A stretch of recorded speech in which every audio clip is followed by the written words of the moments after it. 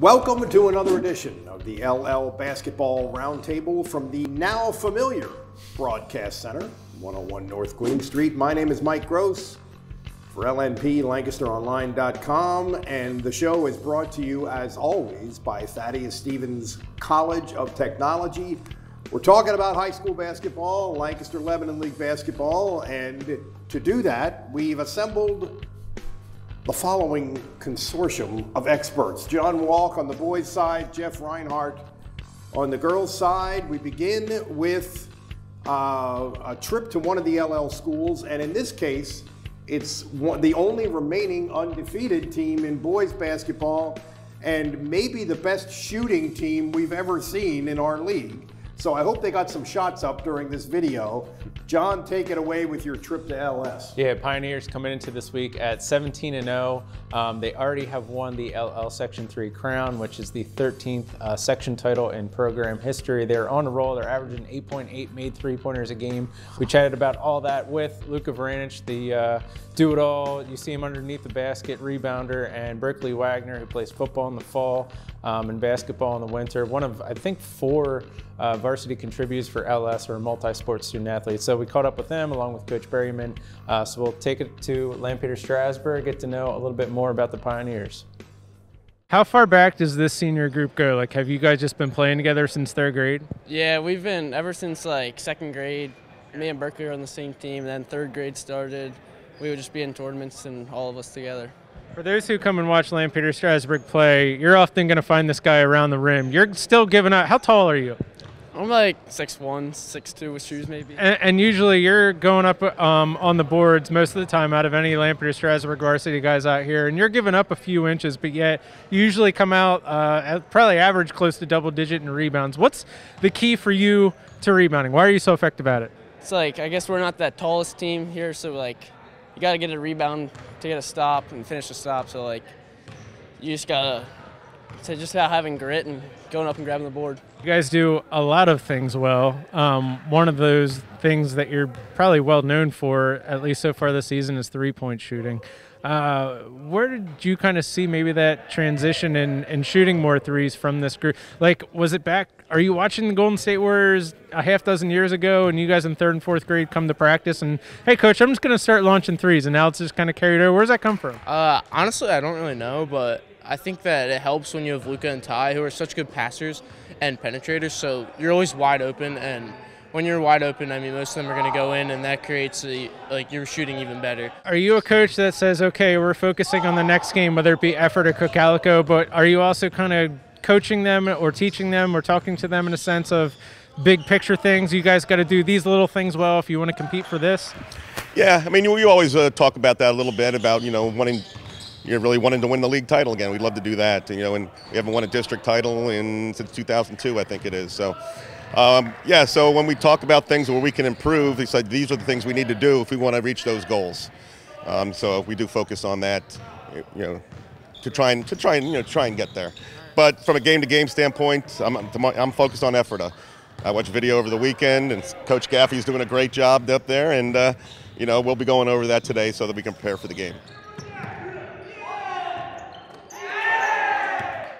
All right, we're back from LS. Thank you, John. And my question is Ty Burton, terrific sophomore point guard for the Pioneers. He's been hurt. He's been out of the lineup.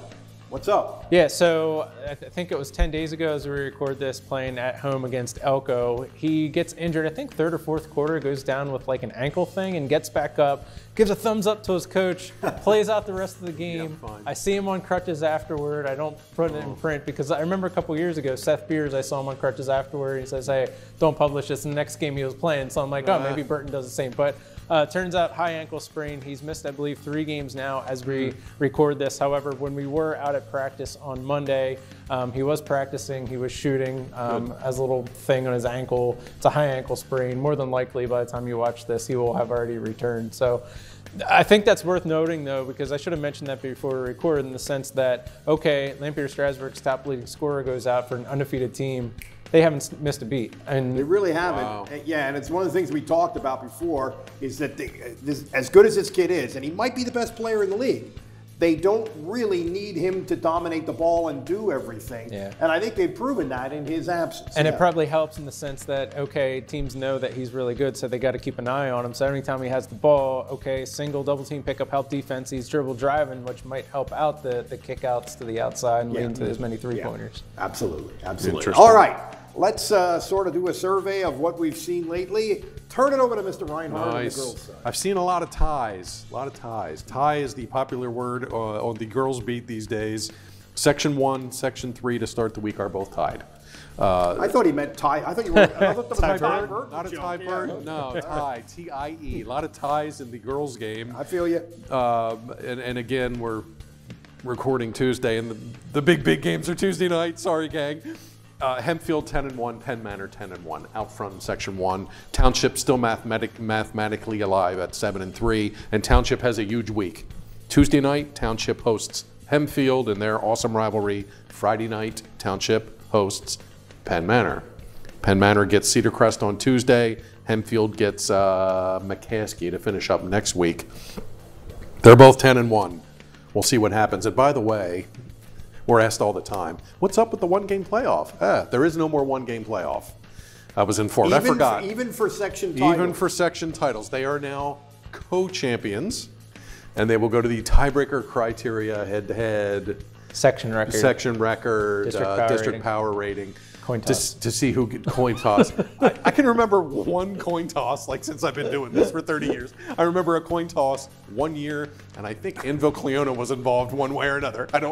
It's been a long time. But anyway. We should point out, though, just to be, this is just the reality of it, is that last year, they said there would be no playoffs even for section titles the season was over, and then they changed their mind in the case of Lebanon and Warwick. And girls. Girls too. Ephrata played E-Town. Yeah, so it's possible, but this is a little different situation because the season is not truncated and the district playoffs are more. True. So it's a little bit different, but anyway. I was pretty much positive in my head that they went back to original brackets and everything. So I put in the notebook Sunday, one-game playoff, and I get an email from Mr. Kraft, and no, Jeff, co-champs, yada, yada. So if Hempfield and Penn Manor come out tied, or if LS and Manheim Central in Section 3 are tied, they are co-champs. That's boring. Let them play. Get them in a neutral gym, pack the house, and let them play a game. But anyway, it'll go to criteria. As mentioned, LS and Manheim Central. LS last week beat Manheim Central, and we have video of this. Maggie Wisniewski with the buzzer beater. LS beat Manheim Central late. Really good game over at Lampeter. 2.9 seconds to go on the clock. She takes a little inbounds, splits the key, goes up, little lefty off the glass. Good. LS wins. So they start the week tied. LS has actually played 10 games, Central only 9. So Central has another game to catch up. But they both have 2 losses, so they are tied in the loss column for first. There's been a lot of that this year. It seems like whenever I look at the standings, there's in the loss column. I've used that phrase a lot. Just to cap the races real quick. Section 2, Ephrata out front, 4 losses. Lebanon next with 5 losses. Cedars have hit a major speed bump here, 1-5 in their last 6. Section 1. They have E-Town still mathematically alive with 7 losses. In third place. E-Town Lebanon on Tuesday night is a big game. Section 4, almost done. Lancaster Catholic is the champ. 25th overall section title, mentioned it last week. Elko plays Northern Lebanon on Tuesday. If Elko beats Northern Lebanon, Elko will get second and the playoff spot. Section 5's done. It's just a matter of who finishes where. Columbia, the only undefeated team in the league, 18-0, tied out front. Pequay Valley clinched no worse than second at 7-2. Annville and Country Day have 4 losses each, so they can't catch Pequay Valley at this point. Columbia can probably clinch on Friday against Pequay Valley. Columbia looking for its first section title since 1997. Wow. They've been hankering for a section title there on the hill. Looks like it sounds like it's get relatively clear cut for this point. Yes, in the year. we can see the finish line. We kind of know who the teams are, but these ties are really dominating the daily grind of the beat. So, yeah, should be a fun finish on the girls' side. And the league playoffs for girls would start when? It's at the 10th, Thursday. It's Thursday, Saturday. So a week from Thursday. Yeah, Thursday, Saturday, Tuesday, Thursday. Right. Quarterfinals, That's right. 2 play-in games, and I was told this week that those quarterfinal games. They're going to try for a doubleheader at one gym. Yeah. 2 games, 5 and 7, 5:30 and 7:30, something like that. I assume they'll do that for the boys as well. So, playoffs. Almost there. Almost there. All right, John, tell us about playoffs. Tell us about playoffs. Who's going to win, John? Who's going to win? Playoffs. Trying to do this off the top of my head. So we come into the week, Hempfield having clinched the share of the Section 1 crown. They can win it outright with a win in either their final 2 league games, which could come as early as Wednesday, I believe, when they host Manheim Township. Township has won their last 2 games in overtime fashion. However, they had Playing better lately. Yeah, 18-point loss non-league on Saturday, so we'll see if they can kind of bounce back there. And hey, by the way, Cedar Crest kind of still has an outside chance. Talk about tied in the loss column there with Manheim Township. A lot has to happen yet. So you're looking at Hempfield as the leader, and then Township, Cedar Crest kind of still in the mix there. Section 2, Warwick is on top. Should we pause for a second since you saw Warwick lately, and just as far as how good is they're playing against E-Town last week? Yeah, that was a really entertaining game. I thought E-Town played really well. I was impressed with. I was sort of more struck with E-Town, but Warwick is defensively, they really look connected and dialed in. Offensively, they're a really good passing team. They share the ball really well. They're all a lot of guys that are kind of the same size, and of course they have the terrific senior player, point guard, in Tate Landis. But all the pieces around him, I think, are getting better. And I didn't realize until lately how young they are. It's easy to understand. These are first-year varsity players who are sophomores in a lot of cases, who have figured out how to play better. So I think they're close to their peak at the right time. Having beaten E-Town twice, I think the Warriors now have proven twice, okay, we're going to go up against a Matt Gilhole, the sophomore at E-Town, who's 6'8", could be 6'9", and they're able to kind of hold their own a little bit despite being a mostly guard-heavy team is Warwick. Yeah. Staying in Section 2, so Warwick's on top. They have already clinched a share of the section crown. They could win it outright with at least one more league win. Also still in the mix is Lebanon, and E-Town kind of still has an outside shot there. A lot has to happen. So you're looking at Warwick, Lebanon, E-Town. Right. Section 3, as we said earlier, Lampeter Strasburg has already clinched and won the outright Section 3 crown. Okay, who's going to get the runner-up spot? More than likely it's going to come down between Manheim Central and Garden Spot. The Barons go to New Holland on Tuesday. Just winner of that could possibly get a leg up there. Section 4, still a lot to happen. As you guys watch this show, I will have the game store already up on the basketball page of Lancaster Online of Elko and Northern Lebanon. If Elko were to have won on Tuesday, they would have clinched at least a share of the section crown, and then take your pick as far as section runner-up in Section 4. I can't believe Lancaster Catholic still kind of in the mix there. I know they're below 500 overall, but runner-up spot Section 4 could come down between Lancaster Catholic, Donegal, Octorara playing really well, one of the best players in the league, and Elijah Hamilton. And then finally, Section 5, Columbia has already clinched a share of the section crown. We have to wait until next Tuesday before the Tide host Lancaster Mennonite in a game that would decide, I guess, basically seeding for the league tournament, because Columbia and Lancaster Mennonite have already clinched playoff berths, and now basically Mennonite, if they would win next Tuesday and pull the upset, they could get a share of that section crown. But more than likely, you're looking at Columbia and Mennonite there. How about that? Exhale. That's off the top of the brain. Exhale. Yeah, there's a lot to go because we have 5 sections. Sure. Don't get me started on that. But I want to talk a little bit about stepping outside the league a little bit because of the game that I saw on Saturday, which was Columbia hosting this team called Executive Education from the Allentown area, which is one of these sort of pop-up schools. It only has existed for 4 years. It's been a basketball power for all 4 years. Really? Go figure. But this was a really good test for Columbia. We've talked about how they've gone out of their way to schedule some big people, knowing that this was going to be, a special group that they had this year. It was a terrific game. It was really intense, really athletic.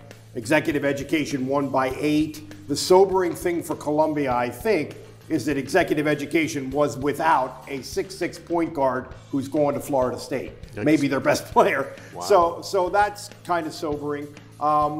They had a 6'10" sophomore, Executive Education did. They did a pretty good job of getting to the rim against him, but maybe not finishing when they got there. There was a lot of that. I think Columbia could maybe look at some things defensively to do different, but it's a little sobering if you're a Columbia fan, to realize that Executive Education is a team that we've got to get through to in the state playoffs. They're AAA. Wow. Both schools are in the same class. Interesting. And that's going to be a big challenge. But anyway, it was really a fun game. And that's why you play those games, though, so you can That's learn. right. I mean, I remember a few years back, Lancaster Mennonite oftentimes in districts would run into Trinity with these 6'9", 6'10" towers.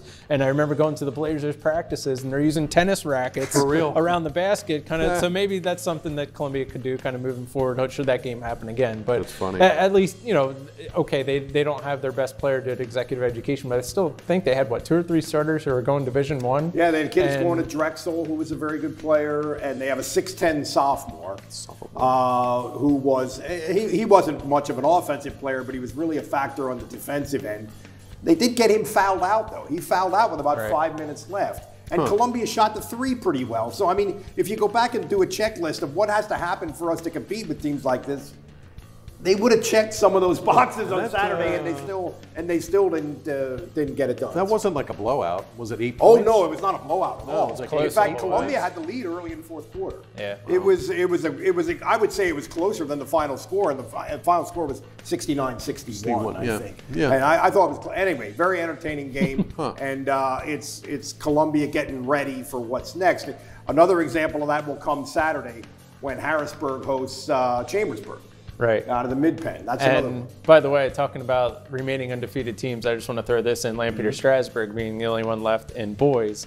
They go to Bishop McDevitt on Saturday. That could be their final test as far as remaining unbeaten in the regular season, because I believe all their other 3 games are against teams that are below 500. Yeah, so I'm kind of keeping my eye on that one. Yeah, that's a good one too. That's one to watch.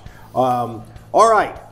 What else for the good of the order, Fel? We talking bubbles? Bubbles. That's right. Teams that are on the bubble for district playoffs in our league. Let's go through those. Okay. My eye immediately goes to 6A because if you're looking right at the bubble, squarely at the bubble, there are 3 LL League teams basically with a week and a half to go battling for one spot. 12 teams get in 6A girls. Cedar Crest is number 12. So they're in, but they still have to play Penn Manor and Township. So some tricky games for Crest. 13 is Lebanon, which again, 1-5 in their last 6. They've hit a speed bump. And 14 is Ephrata. And Ephrata has won 5 in a row. They're in first place in Section 2, playing great, but they got to jump 2 teams to get in. And they split their season series with Lebanon, and I think they lost to Crest in the crossover. So 3 teams for one spot. And there's other teams involved on both sides. Certainly. Of them. Yeah. Certainly, but looks like 3 LLs for one spot. Other bubbles, 5A in the 16-team bracket. That's a lot. Garden Spot's the first team out. They're at 17. Sparty Nation's had a fun year for them. They're 9-9 going into this week. They probably lost some games they didn't think they were going to lose. Probably won a couple of games that they didn't think they might win. Okay. They got at least one team to jump. Elizabethtown starts the week on a 4-game winning streak. They got behind the 8 ball early, but they're at 18, so they got to jump Spot and somebody else. Elko and 4A is at number 13. Top 10 go, so the Raiders got some work to do. And Anvil Cleona has been really steady. I mean, they're not really in that race in Section 5 because Columbia's just ran away with it. But Anvil Cleona's at number 9 in a 6-team bracket in 3A with a shot if the Dutchman can finish fast. They've been pretty good. First-year coach Wee Sanchez is doing a good job. A couple of notes about our district here, just worth mentioning. I think in 6A, we tend to have a lot of depth. And that 12, the 12th team that gets in is usually really a pretty good team, Yep. both boys and girls. Yep. In boys, this doesn't really apply because of Reading. Reading is just playing in a different league than everybody else. But generally, that's how it goes in 6A in this era of the 6-class format. And the other thing is 5A. We have way more 5A schools in District 3 than any other area of the state. More. So if you get in, it's again, there's some depth there, and it's kind of tough to get in. But if you get in, you keep playing because we send like 45 teams to the state playoffs. Something I think like it is. I think it's half of them. I think 8 of the 16 go. Right. Yeah. So even if you lose in the first round, you're not. You're like not still done. alive. Your season. So anyway, that's a little bit of context, John. And we should mention, because I was thinking as far as, when's the cutoff dates and all that stuff, thanks to Jeff on this stuff, because you were at least on top of that and the league, whatever, tiebreaker stuff. Yeah. Anyways, all right, so 6 District 3 tournaments, right? 6 classes. Starts the week of February 21st. Only regular season games against PIAA opponents count. So league playoff games do not count towards your power rating.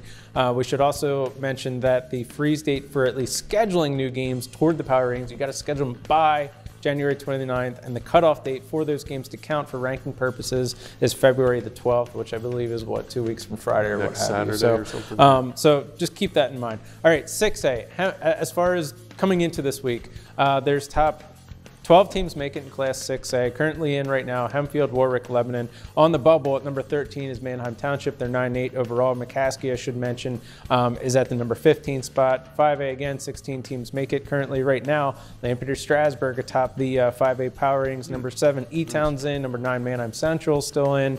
Number 15, Donegal having a good bounce back season. They're currently in.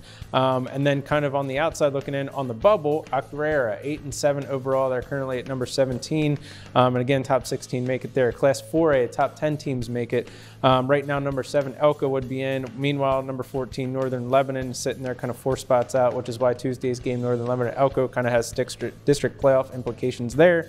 Class 3A, top 6 teams make it, excuse me. Columbia is currently at number 1. Lancaster Catholic, still below 500, but they're sitting at number 4. Wow. And 2 spots out is Pequea Valley at number 8. They're 4-12 overall. Yeah, Pequea Valley having a down year, but they've been competitive in some games. Class 2A, top 6 teams make it. Only one team worth mentioning there out of the LL League. Number 4, Lancaster Mennonite. They're currently 10-7 overall entering this week. Finally, in Class 1A, we have one LL League team to worry about. Number 6 seeded. Top 8 teams make it in Class 1A, and currently sitting number 6 is Lancaster Country Day, entering this week at 9-7. Then there's like 3 or 4 teams from Lancaster County who are also still in the playoff window on 1A, but we'll get to them in a couple weeks. One thing that I think is worth mentioning about this district playoffs is if you're the number 1 seed, you're going to host. Yes. And that could be very significant for LS and for Columbia boys Big and time, girls. big Imagine time. people having to go to that gym. Yeah, I mean, and 2A girls, you only get 2 games. It starts with the semis. Yeah, So yeah. Columbia's So- looking at Millersburg at home, and then either Country Day, who they've swept, or Linden Hall, who they know pretty good. I think the Columbia the girls final. are what we call a prohibited, what they in Las Vegas call a prohibitive fit. Could be. Lastly, from me, 2 kids now getting close to 1,000. Genesis Meadows at Country Days at 9:21 to start the week, so 79 for Miss Meadows, and Jasmine Griffin at Ephrata 897, and they play Tuesday night, so she'll go over 900. Where are you going on this Tuesday week? night? Where am I going this week? Tuesday night, a lot of Section 1s. Tuesday night, Hempfield and Manheim Township. We'll start to sort out this Section 1 mess. Wednesday, taking a road trip. Not a lot of games Wednesday. Manheim Central, number 4 in 5A, plays at Big Spring. Oh, out Big of the Spring. Mid-Penn. Big Spring is I number love the Big 4. Spring. I love it. It's over near Carlisle area, Yeah. somewhere over there. They're 4th in 4A, so a fun inter-district Boom. game. Thursday, love this angle. Thursday, Mennonite plays Country Day, Section 5 games. Neither of them can catch Columbia or Pequea at this point, but Mennonite's coach, Tiaja, used to be Tiaja Myers from McCaskey. Country Day coach, Devon Pinkard Pinkard. from McCaskey. So a couple of McCaskey 1,000-point scorers coaching against each other head-to-head. That'll be fun. Friday night, Penn Manor, Manheim Township. Section 1 battle. We'll see where we at come late Friday night. Saturday, there's a couple of fun non-league games. Lancaster Catholic hosts Loyalsock out of District 4. They're always really good. And Manheim Central plays Hempfield on Saturday, which is a potential LL playoff kind of a game. So I'll flip a coin on those. So busy week. John, your itinerary. My itinerary. Before I get to that, I do want to mention, since you mentioned the 1,000-point scorers, Yeah. congrats to Northern Lebanon senior Peyton Wolf, won over 1,000 career points already. Currently 11th in program history. I think he's already up to number 10 Really after good Monday's career games. for that kid. Yeah. Lancaster Mennonite, Camden Hurst, junior guard, missed 3 games to injury, came back recently, enters this week at 968 career points. Nice. Blazers finish out the season on the road, 5 games on the road. Coming up Tuesday, they're at Anvil Caleona, and then Thursday they are at Halifax. There's a chance that Camden Hurst will hit 1,000 there. We'll see plenty of him, not only this season, but next season. There's a chance that he could be the all-time leading scorer at Lancaster Nice. Mennonite when all said and done. And then finally, okay, where am I going?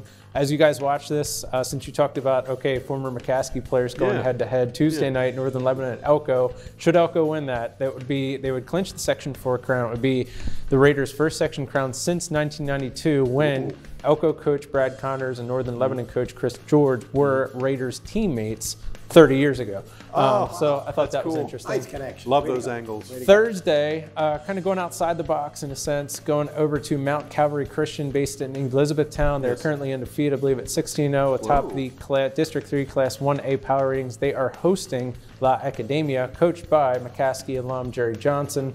And I believe La Academia is like number 4, number 5 in district power ratings in 1A. So that should be a good matchup, worth keeping an eye on. I believe Mount Calvary was undefeated last year until the district semis, and then lost to La Academia, which went to a couple rounds in the States.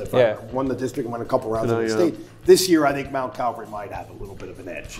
And I believe their point guard, Avery, I forget his last name, he was a Class 1A All-State nominee at least. I forget if we selected him or not. But anyway, he's one of the best. Yeah, he's a good player. One of the best Class 1A players in the state. So I'm looking forward to getting back out and kind of seeing him in person. Where are you going on Friday? Yeah, only one high school game for me this week. Lebanon at Warwick. Ooh. Lebanon won the first one by 15. I think Warwick's playing better now for sure, and the Cedars have been struggling a little bit. And that's a big one in Section 2. That's become a kind of a rivalry there.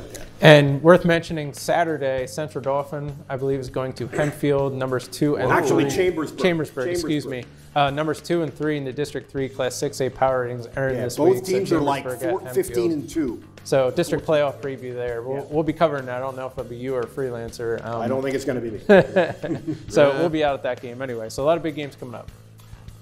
Don't worry, there won't be a quiz. That has been the LL Basketball Roundtable, brought to you by Thaddeus Stevens College of Technology. I'm Mike Gross for John Walk and Jeff Reinhardt. We'll see you next time.